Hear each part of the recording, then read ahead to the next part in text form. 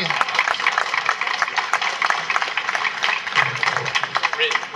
Okay, we have a written question for Dr. Badawi. Yes, correct.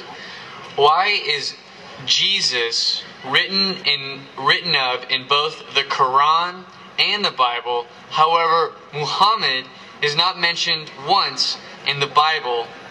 This seems to, you said that they were all equal. This seems to make Muhammad greater, or Jesus greater than Muhammad. How would you explain that?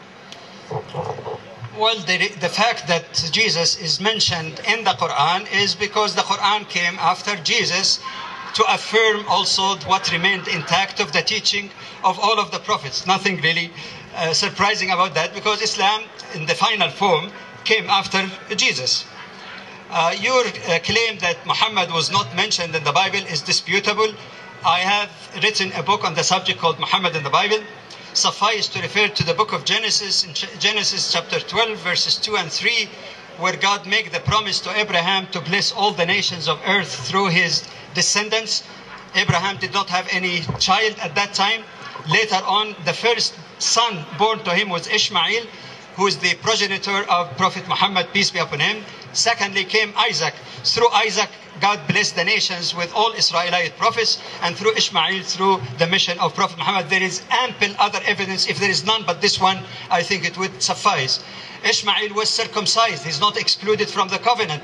He was circumcised before Isaac was born, and male circumcision was regarded as actually the symbol of covenant with God. So that's an assumption. It is not necessarily true. And if I may use part of the time, John referred to the question of progressive revelation in the Quran.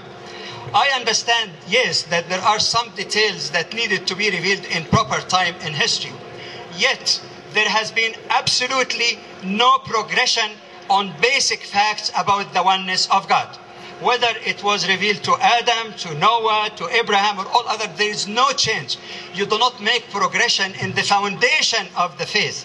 Progression might have been in legal aspects, like Jesus said that, all right, even in Sabbath you could care for those who are injured or those who are poor. So the question of progression here does not apply to the foundation of the faith. And if we assume the word progression about the concept of God, are we somehow saying that God was misleading thousands of people to have the false belief other than the Trinity that came much later on? There's a question also of God being God and man at the same time. In my humble understanding, it's something that's untenable whatsoever. Being God means that you cannot be physical, you cannot be spat at, you cannot be crucified or killed.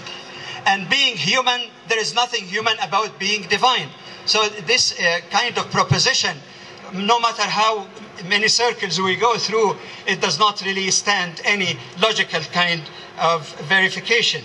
The question of translations of the Bible, it's not a matter of translation in English. I gave you a reference of the translinear translation from Greek. It was not a sort of cosmetics. It changed God, referring to Jesus, to a God or God-like. That's a deep, deep theological concept, not mere translation. Thank you. And we now have a verbal question for Mr. Rittenhouse. My name is Mohammed. I'm a computer science major. Great. My question is that bringing God to the level of human being create one problem which we see today. Means number one, it destroys the unique attributes of God. You have to bring God as a man. You have to give him a color. You have to give him a race. You have to give him a tribe. You have to give him a gender. And many problems in the world is because of this racial discrimination, bigotry, racism, because of mankind brought the God down to the level of creation. Either monkey God or cow God or human God or Krishna God. This is where the problem is. Now the Prophet Muhammad, he says that these are the problems of the mankind. If God is unique, he does not have a color or a race or tribes or a language, doesn't it solve problems for mankind? Question to you. Yeah, it could solve a problem, but the issue is not whether or not, if Jesus Christ is fully God and he chose to take on human flesh, yeah, that's got problems. In a sense, it's got a challenge for our culture. There's no question about it. Absolutely no question. Dead right. But the question is whether or not he did. The question is not whether it will raise problems or conflict. The question is whether or not it's true to reality, whether or not Jesus Christ is who I think the New Testament claims him to be. God, and in his prerogative, taking on human flesh. And I think he did. And that makes challenges, yes, for us, not only in understanding, but in our response. Yes, I understand that. I realize that. It might have been easier for God not to enter human history in the form of a man. But the consequences, I think, would be disastrous for us, because I'm convinced that it's only through his death that we can actually have forgiveness of sins. This issue of progressive revelation I'm going to come back to now. And Jamal's continued insistence of the interpretation of John 1:1 in this idea of a God. Now, my particular area is systematic theology. I am not an expert on the Quran. I will not propose to lecture you on the fine points of the Quran. But I don't think your expertise is in the area of New Testament or systematic theology, Jamal.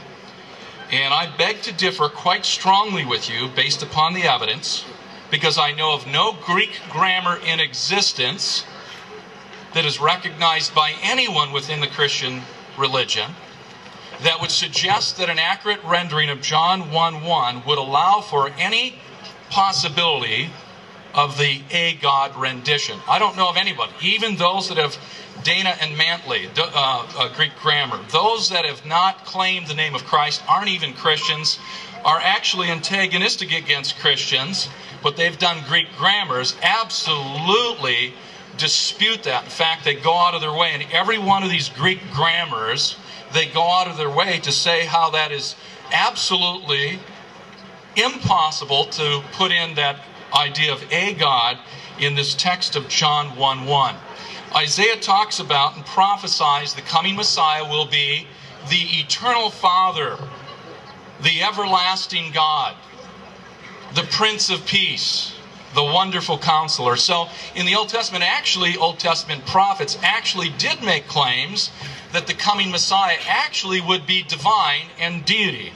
In Daniel chapter 7, verse 13 and 14, Daniel says, I kept looking in the night visions, and behold, with the clouds of heaven, one like the Son of Man was coming, and he came up to the Ancient of Days and was presented before him. And to him, the Son of Man, was given dominion, glory, and a kingdom, that all the peoples, nations, and men of every language might serve him.